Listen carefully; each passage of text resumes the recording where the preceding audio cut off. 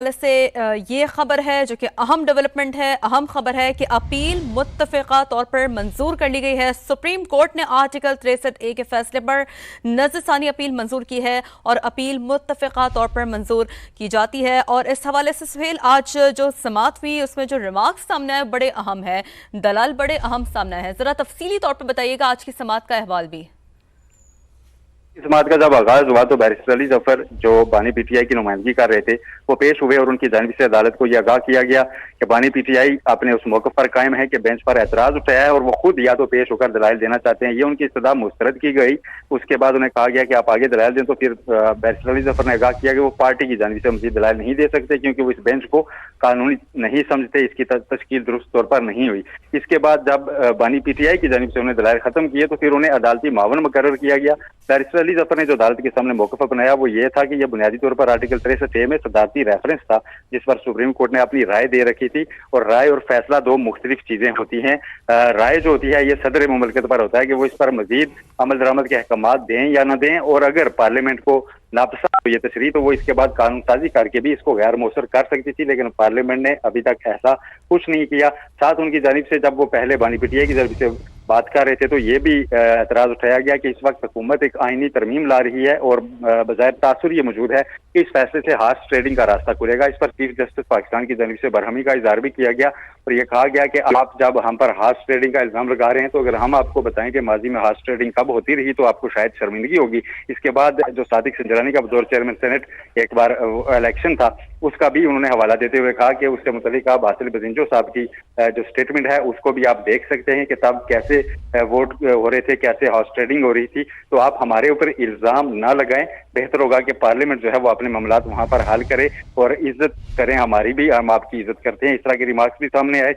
फिर जमहूरियत से मुतल्लिक भी चीफ जस्टिस पाकिस्तान ने ये रिमार्क्स दिए कि मुल्क में जो है वो जमहूरियत है इसको पनपने देना चाहिए, चलनी चाहिए। साथ उन्होंने बरतानिया का हवाला दिया कि वहां पर मैग्ना कार्टा जैसा आइन होते हुए भी आज तक लोग जमहूरियत से मुकम्मल तौर पर खुश नहीं है, लेकिन फिर भी जमहूरियत का तसलसल है, यहाँ भी होना चाहिए। पाकिस्तान पीपल्स पार्टी के वकील फारूक कैफ नायक ने अदालती हिदायत पर आज मुल्क भर की नज़ीरें जो है वो अदालत के सामने तहरीरी तौर पर रखी कि पूरी दुनिया में कोई भी ऐसी मिसाल मौजूद नहीं है जहां पर इनहराफ करने पर किसी रुकन का वोट शुमार न किया जाता हो या गिना ना जाता हो। Additional attorney general Aamir Rahman ने अदालत को बताया कि सिर्फ पपुआ न्यू गिनी में एक कानून बनाया गया था कि इनहराफ करने पर वोट गिना नहीं जाएगा, वो भी वहां की अदालत ने उस कानून को कलअदम करार दिया था। उसके बाद अदालत ने भी ये रिमार्क किए कि इसका मतलब ये हुआ कि पूरी दुनिया में किसी भी जमहूरी मुल्क में ऐसा कोई कानून मौजूद नहीं, तो पाकिस्तान भी आहिस्ता आहिस्ता मैच्योर जमहूरियत बन जाएगा, लेकिन अगर जमहूरियत को चलने दिया जाए तो। ये वो कार्रवाई थी जो मुकम्मल हुई। इसके बाद स्पीकर के जो वकील थे उन्होंने भी मुख्तसर दलाइल दिए, उन्होंने भी हिमायत की इस नजरसानी की। इसके बाद अब ये नजरसानी की दरख्वास्त को मंजूर कर लिया गया है। ठीक है, तो नज़रसानी की दरख्वास्त को मंजूर कर लिया गया है। वकला ने भी दलाइल दिए, दलाइल जब मुकम्मल हुए तो कमरा अदालत में ही ये फैसला सुनाया गया है। और जैसा कि सुहेल ने तफसीली तौर पर जो समाअत का अहवाल है वो समा के नाज़रीन के सामने रखा। आज समाअत हुई जिसमें बड़ी ही अहम रिमार्क्स चीफ जस्टिस की जानिब से भी सामने आए और ऐसे में अली जफ़र को जो है वो मौविन मुकर्रर किया गया, जिस पर वो अदालती मौविन के तौर पर उन्होंने अपने जो दलाइल हैं वो मोअज़्ज़ज़ अदलिया के सामने रखे। तो आर्टिकल 63A के फैसले पर नज़रसानी अपील अब मंजूर कर ली गई है। बड़ा ही अहम फैसला, बड़ा ही अहम ये समाअत जो कि हुई। सुप्रीम कोर्ट ने आर्टिकल 63A का फैसला वापस ले लिया है और इस अपील को मुत्तफ़िक़ा तौर पर मंजूर किया गया है। अपील मुत्तफ़िक़ा तौर पर मंजूर की जाती है, ये कहा गया चीफ जस्टिस की जानिब से। दलाइल मुकम्मल होने पर कमरा अदालत में ही फैसला सुनाया गया। आर्टिकल 63A के फैसले पर नज़रसानी अपील मंजूर कर ली गई है। बात करते हैं सीनियर तज्ज़िकार नदीम मलिक साहब ने हमें ज्वाइन किया है। नदीम साहब, कैसे देखते हैं आप? आर्टिकल 63A का मामला है, फैसले पर नज़रसानी अपील मंजूर कर ली गई है, क्या कमेंट करेंगे सर? इस फैसले के दो ऐसे हिस्से हैं जिनके ऊपर हमें नजर रखनी चाहिए। पहली तो बुनियादी बात यह है कि बंदयाल साहब का जो फैसला था वो गलत था। वो आइन की ऐसी तशरीह थी जो आइन री राइट करने के मुतरादिफ थी, तो मैं ना उसे पहले कभी सपोर्ट किया था ना सपोर्ट करता हूँ। लेकिन जो अभी मौजूदा सूरत हाल है उसके साथ एक कंट्रोवर्सी जुड़ी हुई है। कंट्रोवर्सी यह है कि काजी फायदी साहब जिस वो प्रैक्टिस एंड प्रोसीजर एक्ट के तहत 3 रुकनी जजेस ने ये बेंच बनाना था, तश्कील देना था, वो ज़ाते खुद वो प्रोसेस एक कंट्रोवर्सी का शिकार है। हुकूमत ने एक ऑर्डिनेंस जारी कर दिया, जस्टिस मंसूर शाह ने उस कमेटी में बैठने से इनकार कर दिया और इसके ऊपर रिव्यू भी जो फाइल किया गया है वो जो मुकर्ररा मुद्दत है उससे 3 रोज बाद में जो मुकर्ररा मुद्दत है उससे ताखीर में रिव्यू फाइल हुआ है। तो बहुत ज्यादा एक्सेप्शनल सर्कमस्टांसेस के अंदर ये फैसला किया गया है।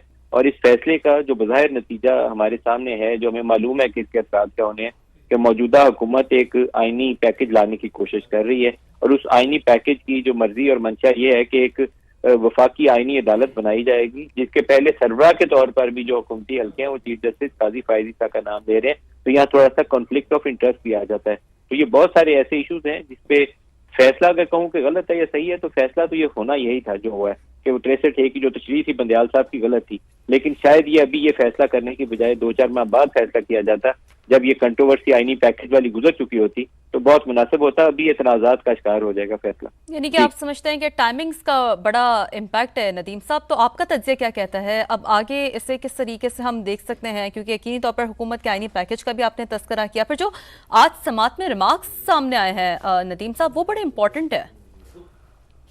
देखिए कि इसका सबसे पहला इम्पैक्ट अभी आपको चंद दिनों में नजर आ जाएगा, क्योंकि हुकूमत बहुत दिनों से कोशिश थी कि मौलाना फजलुर रहमान जो है उनके 8 वोट है कौमी असम्बली में, कि उनको आराम कर लिया जाए ताकि वो भी इस आईनी पैकेज को वोट करें।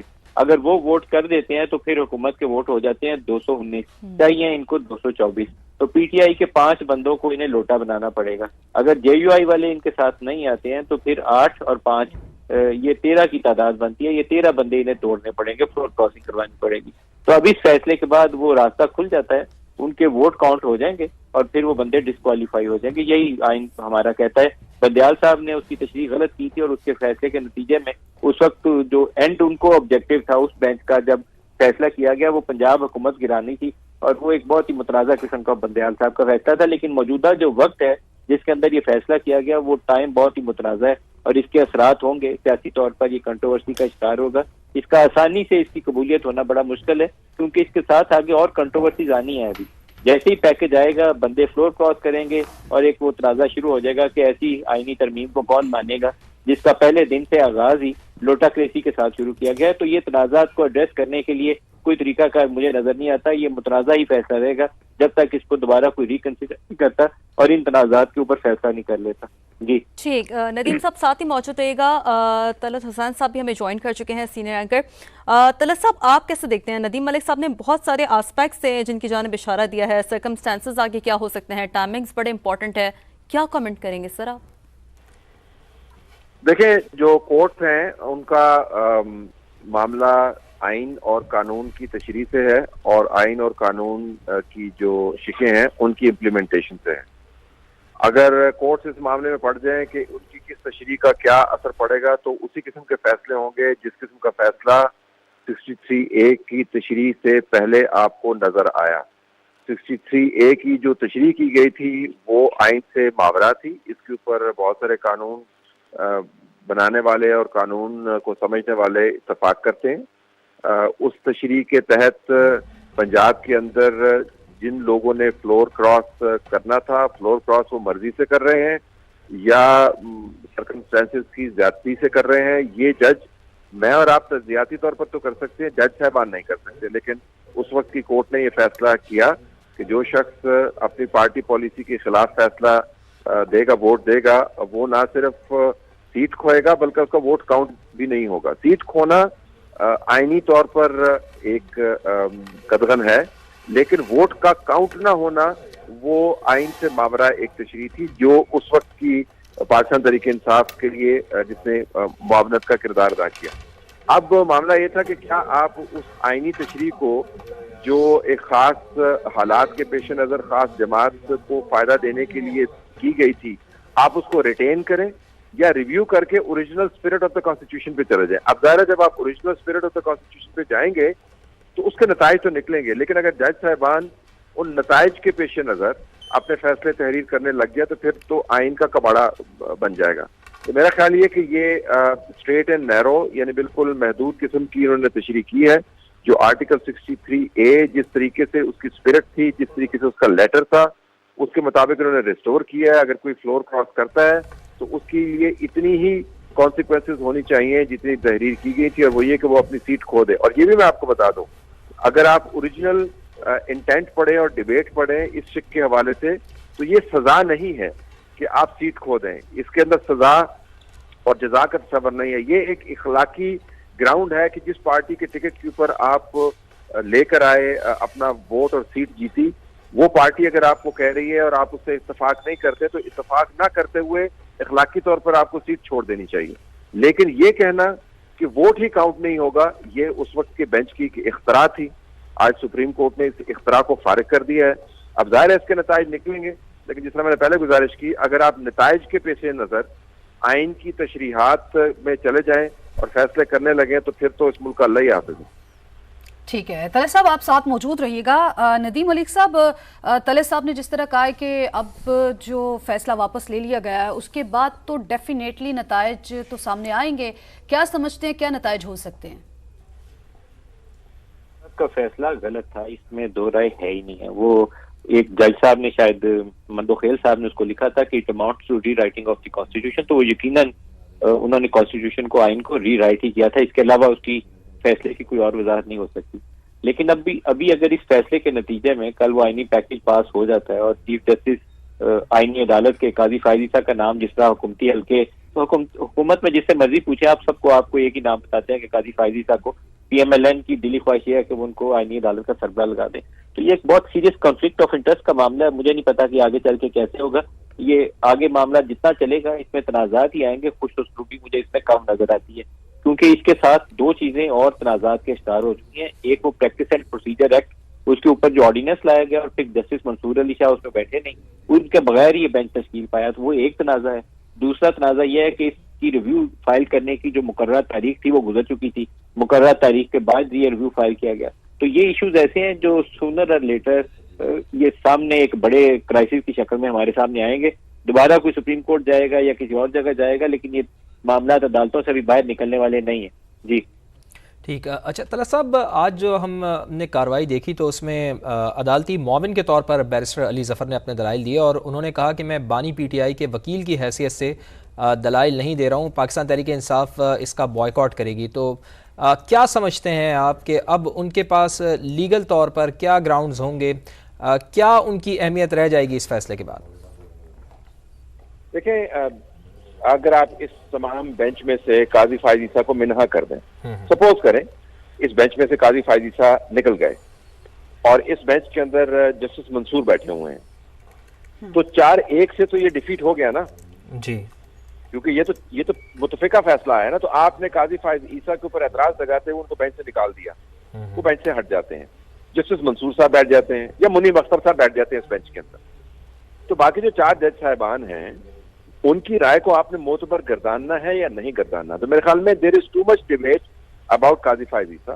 जाहिर है उसको पाकिस्तान तहरीक इंसाफ चाहेगी कि इस तमाम मामले को, जो आइन के ऊपर ग्राफ्टिंग की गई थी, जो आइन के अंदर एक नई शिक लागू की गई थी उस वक्त के जज साहिबान की तरफ से, जिनका पॉलिटिकल एजेंडा था, अगर हम सब ये मानते हैं कि उनका एक सियासी एजेंडा था और या उनके फैसले से सियासी नताइज निकले, PDM की हुकूमत नहीं बनी और उसके बाद सिर्फ तशरीह ये नहीं थी कि आपका वोट काउंट नहीं होगा, ये फैसला करना कि आपने किसने वोट गिनना है, वो इख्तियार उन्होंने पार्टी की आदत से हटा के पार्लिमान की पार्टी के हवाले कर दिया था। यानी जो पार्टी का कायद है चौधरी शुजात फॉर इंस्टेंस, वो इस काबिल नहीं है कि वो अपनी पार्टी को हिदायत करें पार्लिमान के अंदर कि उन्होंने किसका वोट डालना है। जो पार्लिमान के अंदर एक शख्स बैठा हुआ है उसने तशरीह करनी है कि वोट किस तरफ जाना है। तो वो एक दाव मारा गया था आइन के ऊपर, उस दाव को दुरुस्त कर दिया गया। तो मैं तो ये कहूंगा कि अगर आप इसमें से काजी फायद ईसा को निकाल के भी फैसले को देखें तो 4-1 से ये फैसला जो है वो आइन को उसकी ओरिजिनल स्पिरिट के ऊपर बहाल करता है। अब उस आइनी शिक के तहत अगर PTI के लोग जो हैं वो आजाद उम्मीदवार ना भी हों, PTI के मेंबरान हो या सुन्नी तहरीक के मेंबरान हो, और वो सुन्नी तहरीक की पॉलिसी से इत्तेफाक नहीं करें और वो वोट डाल दें, आईनी तरमीम पास हो जाए, लेकिन वो अपनी सीट खो देंगे। अब मसला ये है कि आइन कहता ही यही है, या तो आप आइन में तरमीम कर दें और उसके बाद अपनी मर्जी के नतायज उसे हासिल कर लें। वो करने की कोशिश की गई थी, वो ज़ाहिर है पार्लियामान का हक है, तो इसके नतायज तो निकलेंगे। लेकिन दोबारा मैं गुजारिश करूं कि आप या तो आइन की तशरीह को आइन की स्पिरिट के मुताबिक कर लें, या फिर आप आइन की तशरीह को मौखर कर दें, मौकूफ कर दें, इस खौफ से कि इसके नतायज क्या निकलेंगे। मुतनाज़ा होगा लेकिन आइनी होगा। जो ऑर्डिनेंस का नदीम साहब जिक्र कर रहे थे उसके ऊपर हमने बड़ी बहस की है, वो यकीनन दुरुस्त है, उसकी टाइमिंग बहुत सस्पिशियस है। एक कमेटी को रिकॉन्स्टिट्यूट किया गया है, प्रैक्टिस एंड प्रोसीजर बिल की स्पिरिट के खिलाफ आपको जाते हुए नजर आते हैं। लेकिन दूसरी तरफ ये भी गुजारिश सुने कि अगर दो जज साहबान ये समझते हैं कि उनकी गैर मौजूदगी से पूरा निज़ाम अदल मुअत्तल हो सकता है, तो ये भी तो निज़ाम के खिलाफ ही बात जाती है ना। आप दो जज साहबान को या तीन जज साहबान को किसी तौर ये वीटो नहीं दे सकते कि तमाम निज़ाम को वो मुअत्तल कर दें या मौखर कर दें या उसको मौकूफ कर दें। तो कहीं ना कहीं तो सोल्यूशन निकालना था। अब जो प्रेसिडेंशियल ऑर्डिनेंस है वो कोई इतना अहसन कदम नहीं है, लेकिन है आईनी, है कानूनी।